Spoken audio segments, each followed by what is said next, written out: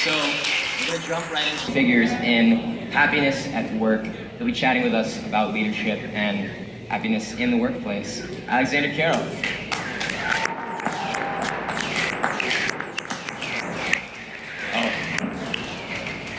Morning. It's great to be here. Thank you for that introduction, though I do have to gently correct the introduction. My company's not called Woohoo, it's called Woo! And we make people happy at work. Now, in September 1970, the New York Times published an article that contains possibly the dumbest and most damaging idea in business history ever. The article is by Milton Friedman, the Nobel Prize-winning economist, and in this article he says that businesses should care about nothing but shareholder value. The only thing a business should ever focus on is maximizing profits and increasing returns for its shareholders. And this idea has been incredibly powerful and dominant in businesses ever since. Now, fortunately, that is changing. We speak all over the world in order to create more of a focus on happiness and happy leadership, and that's what I want to talk about today. How can we lead with happiness? Because the role of leaders is incredibly important in creating happy workplaces and a happier world. Just out of curiosity, how many of you are managers, bosses, leaders? Raise your hand if you're a manager, boss, leader. Ooh, a lot of you. Then what I hope I can do in my speech here is give you some tips on how to be a happier leader. And this is incredibly important. We know that the manager accounts for at least 70% of the variance in engagement scores across business units. So if this team is really happy and this team is really unhappy, there's a very good chance that the difference in those two cases is the leader, and good leaders can create a lot of happiness. And what we also know is that happy employees do a much better job.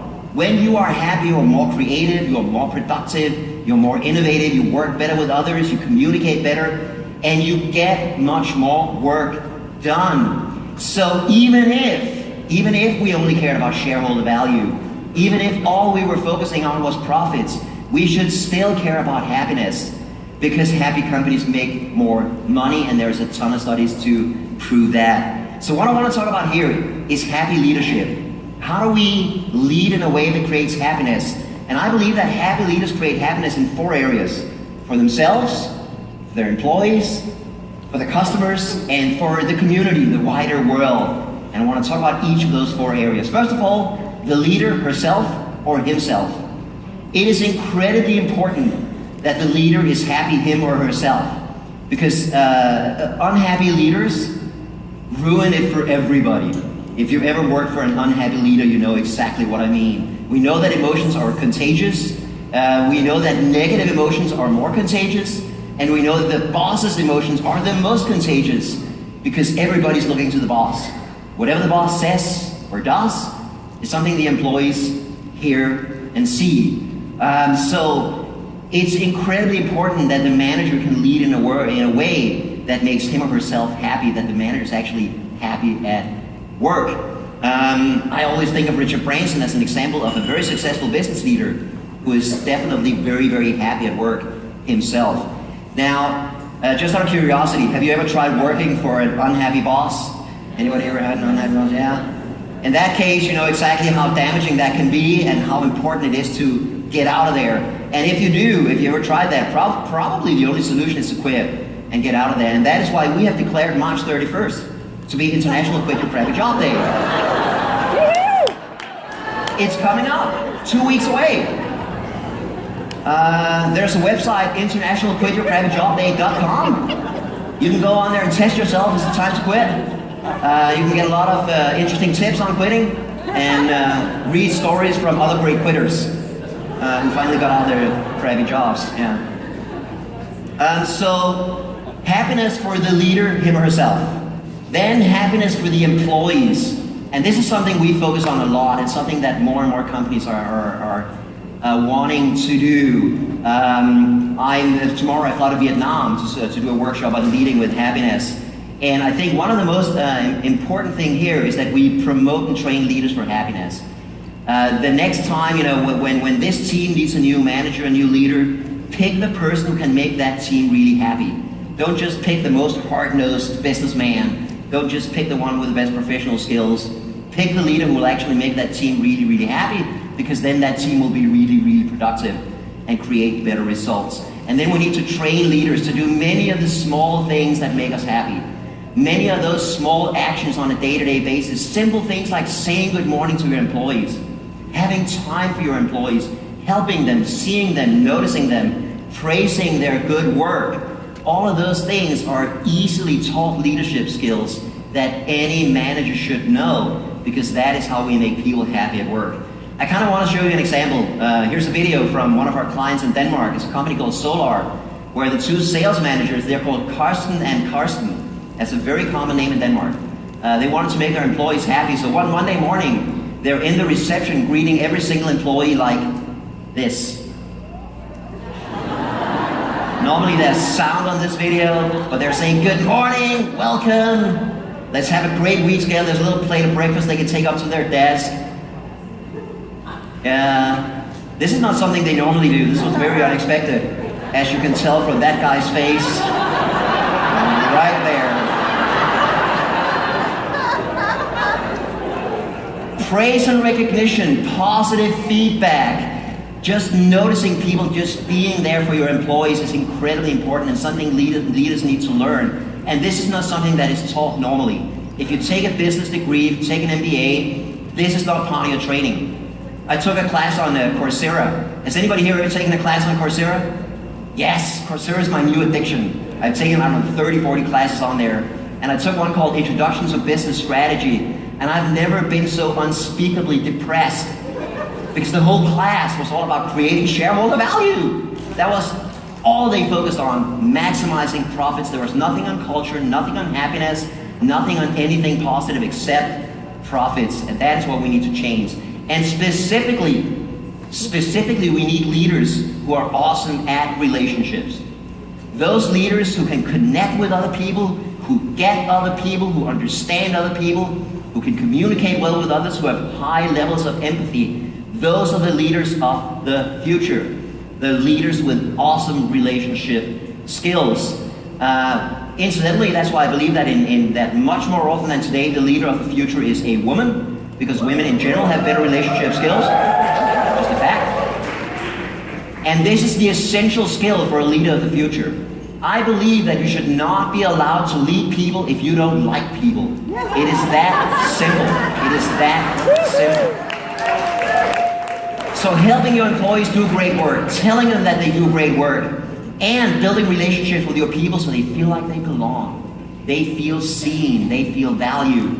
That is what leaders must do in the future. What about the customer? There's a fundamental reshift, I think, from thinking that we need, the role of the company is to, get as much money out of the customer as possible, to saying the role of the company is to make the customer happy. This is from IKEA. And at IKEA, umbrellas are actually cheaper when it rains. There is a sunshine price and a rainy day price. And if your mission was to get as much money out of your customers as possible, when it rained, you would raise the price of umbrellas, right? But at IKEA, they're all about making people happy, making the customers happy. So what they do is they lower the price of umbrellas when it rains. The mission of IKEA, the whole company's mission statement, is to create a better everyday life for the many people. And this is just one way they do that. So focusing on making the customer happy, not just making as much money as we can off of the customer. That is another fundamental rethinking that we need in leadership and in business. And finally, the community, the wider world. I believe that a business can have an incredibly positive influence on the community, on the wider world, and the environment. In fact, I believe that if you can't run your business in a way that has a net positive influence on society or the community or the world, you shouldn't run that business. And more companies are doing that. I think Patagonia is a great example of a company that really focuses on improving the environment. One of my favorite examples is another Danish company, and they have a rather unfortunate name. Oh, there. Yes, you may laugh, but there is in fact a town in Denmark called Middelfart. I used to live in Middelfart. Middelfart is a lovely place, okay? And this bank, the Middelfart Savings Bank, they are all about improving the local community where they're based. They're actually the happiest workplace in Denmark. I don't know if you know this, but Denmark has the happiest employees in the world, and this is the happiest workplace in Denmark. They're amazing. They are so cool. A really happy workplace for the last 25 years. And one thing they do is they really focus on improving the community. So my favorite story about them is that a few years ago during the financial crisis, all of the other banks in Denmark had recommended a lot of really risky investments, and their customers had lost, millions of kroner in those risky investments. Now this bank, the Middelfart Bank, they were very conservative. They didn't recommend any of those investments, except one. There was one that they went ahead and recommended to their customers, and a lot of their customers lost a lot of money on that. Now they have no legal obligation to do anything about that, and none of the other banks in Denmark did. All the other banks were like, you lost money? Too bad. Caveat emptor. It was our recommendation, but you made the choice. Too bad. But they actually felt, you know what, we made the recommendation. We have a responsibility to our community. We have a responsibility to the world. We are actually going to buy back those investments at the original price. So none of their customers actually lost any money on that investment. That ended up. Thank you. On behalf of Middelfart Bank, I accept. They are awesome. It ended up costing them a lot of money. They're not a big bank, they only have 250 employees, but first of all, they did the right thing for the customers, made them very happy, and secondly, it made their employees proud. Their employees can say, I work for a company that does the right thing, even when it costs the bank money. So that fundamental rethinking of leadership and business, to say that business is not just about making more money, it is about creating happiness for the leader, him or herself, for the employees, for the customer, and for the wider world. I think that is what we need. And we need this badly because there is a lot of unhappy leadership out there. We did a survey in 2015 of 700 people all over the world, 700 employees from companies all over the world, where we asked them about unhappiness at work. What makes you unhappy at work? One of the questions we asked was, how often do you have a really bad day at work? And 19% said every day or almost every day. Yeah, that's bad. And then we asked them, and what makes you unhappy at work? And the number one response was my boss. A lack of support and help from my boss. So we desperately need better managers, especially because the effects of bad management are very clearly known. And we know that bad leaders create fear, stress, they make their employees sick, they reduce their motivation, reduce their productivity. So we need happy leadership more than ever. And that is part of our mission, to create that all over the world. And here's the question that I often ask myself. If I go out into the street here and go up to a random stranger and punch them in the face, knock them to the floor, what'll happen? The police will come, they'll arrest me, I'll be put before a judge, I'll get a prison sentence, and I'll go to jail. What if I'm a bad leader? What if I'm the kind of manager who systematically, over a period of years, ruined my employees' health, their relationships, their careers, their self-confidence, their motivation? What if I'm responsible for one person after the other becoming sick or even dying? What will happen to me then? And the answer is that in many companies I'll be promoted, because that's the kind of leadership that they expect. The hard-nosed, business, profit-oriented leadership. So I think this is wrong.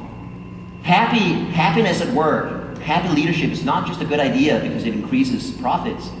It's a good idea because bad leadership kills people, makes us sick, ruins our careers, ruins our relationships, and that is just not okay. That is ethically and morally wrong. So there are two kinds of arguments for happiness at work. One is sort of the utilitarian argument, the practical argument, it makes the company more successful, and the other one is the ethical argument. Unhappy leadership is simply wrong because it ruins people's lives. And that's not the way it should be. Good leaders, happy leaders, can have a profoundly positive impact on their employees. They can create happiness in their lives, can help them realize their full potential, can help them grow as people and professionals. And they can contribute to making a better world. That is what we need. Thank you.